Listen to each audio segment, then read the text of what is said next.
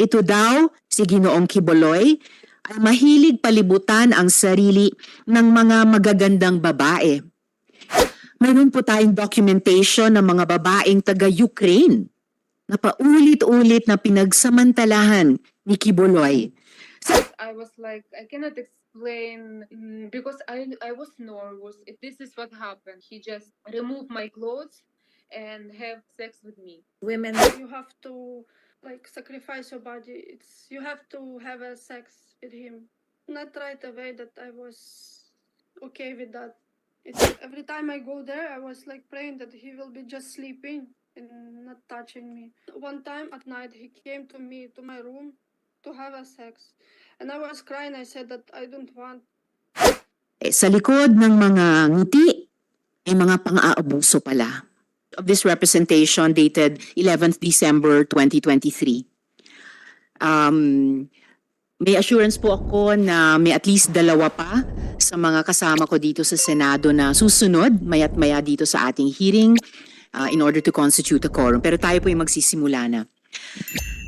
Tapos po ng ating hearings doon sa Socorro, Bayanihan Services Inc., ako po nilapitan ng mga ilang individual na may mga karumal-dumal na kwento tungkol sa isa pang organisasyon na ginagamit ang relihiyon bilang cover para mang-abuso ng mga tao.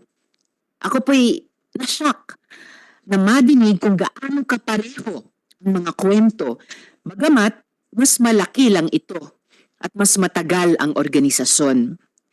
Mukhang pareho lang ang modus. Ginagamit ang relihiyon para maninlang ang tao at maghasik ng kasamaan at pang-abuso. Kung paano ginamit ni Senyor Aguila ang bulag na paniniwala para linlangin ang mga miyembro ng kanyang kulto, ganoon din ginamit at patuloy na ginagamit ni Apollo Quiboloy ang bulag na paniniwala para abusuhin ang mga miyembro ng Kingdom of Jesus Christ. There are many things that I've uncovered in the course of preparing for this hearing. May ebidensya tayo ng panggagahasa sa menor de edad, ng pisikal na pang-aabuso sa mga mismong tagapagsunod nila, kagaya ba naman ng paglagay ng sili sa mata at ari at pagbagok ng ulo sa pader, ng sapilitang panggagamit sa mga bata na manlimos sa kalsada. Kung mapatunayan sa hukuman na totoo, these all constitute charges of child abuse, serious physical injuries, and even human trafficking, which warrants life imprisonment.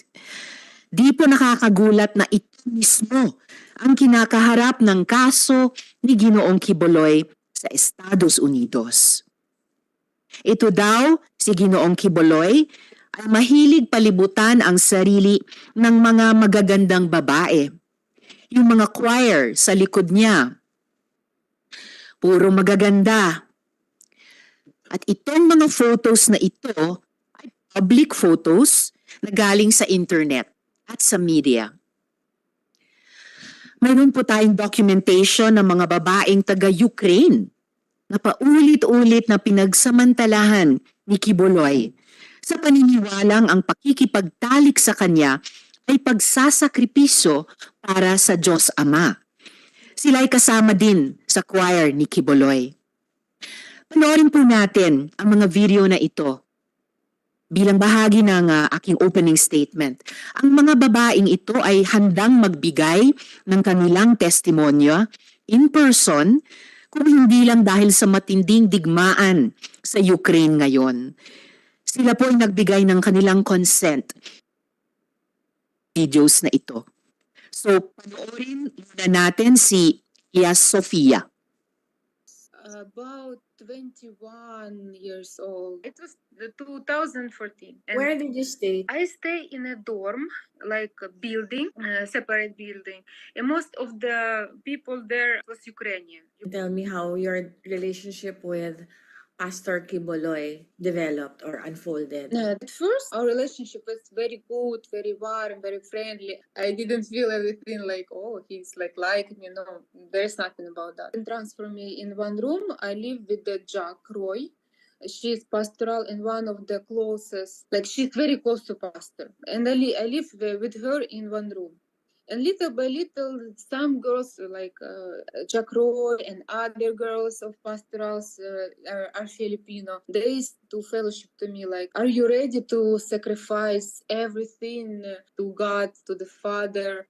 Like pastor, of course I already sacrificed. I leave my job, I leave my school, I leave my friends and my parents. I already sacrificed a lot of, so what do you mean? I cannot understand, because I already sacrificed, and it's the life that I choose and I live, and I believe that this is God's way for me. So, and they were just like, even your body you can sacrifice. When he see that there is no Ukrainian girls and I'm alone, so he start more and more to talk to me.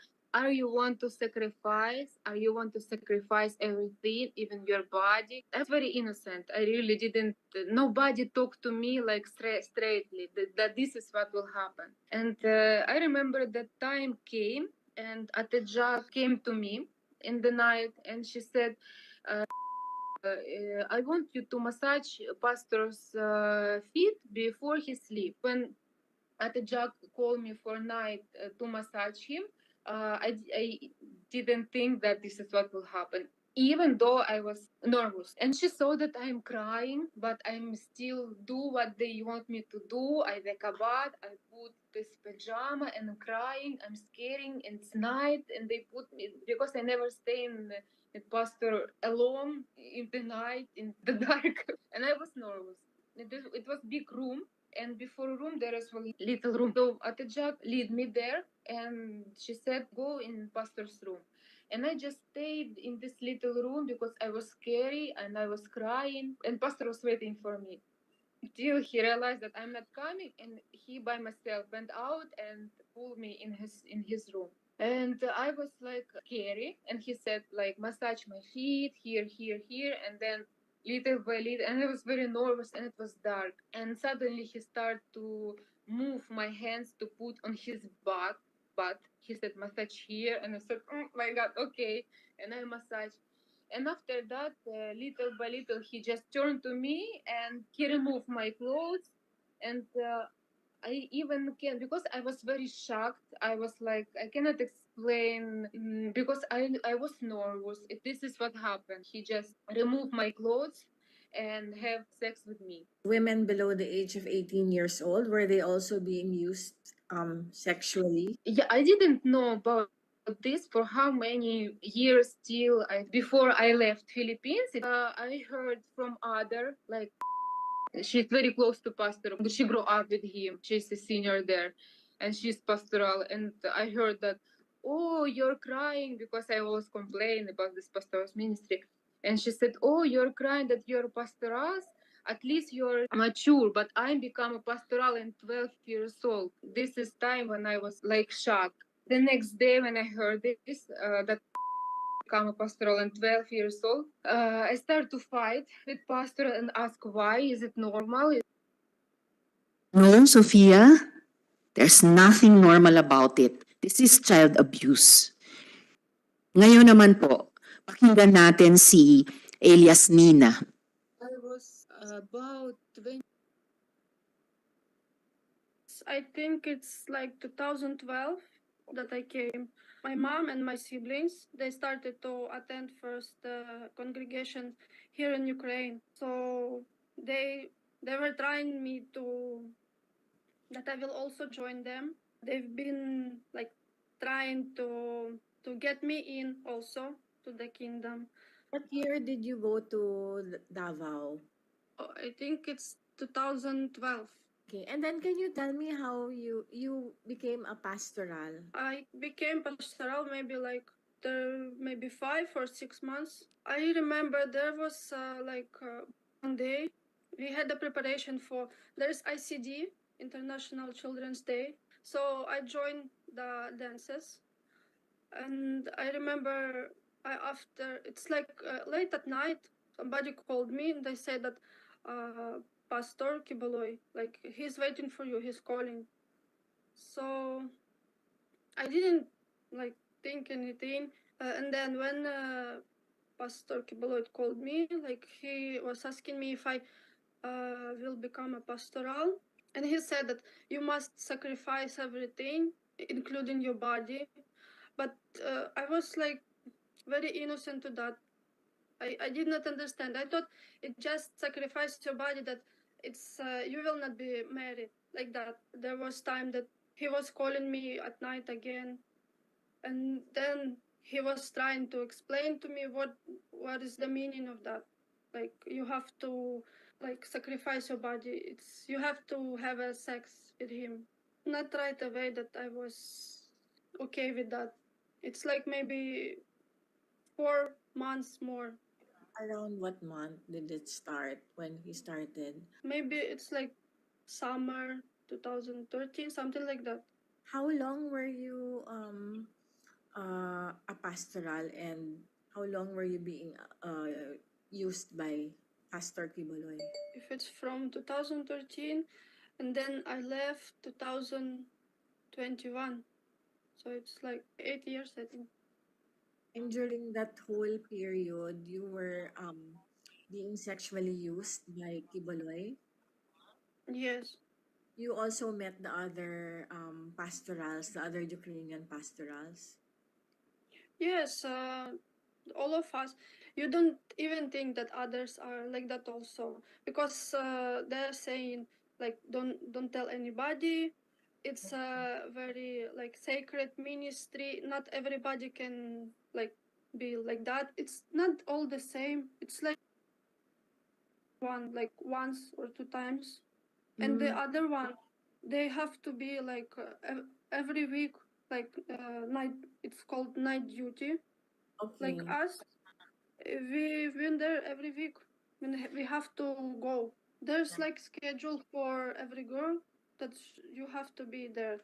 Every time I go there, I was like praying that he will be just sleeping and not touching me. One time at night, he came to me to my room to have a sex, and I was crying. I said that I don't want, and he got mad at me. He said like, "You're going to hell because of that."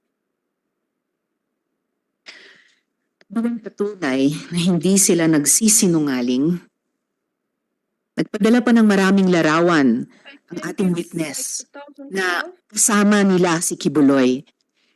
Sa likod ng mga ngiti ay mga pang-aabuso pala. Pag may mamamayang pinapahirapan, di tayo pwede magbulag-bulagan. Pag ang mga babae ay inabuso, kailangan nating kumilos.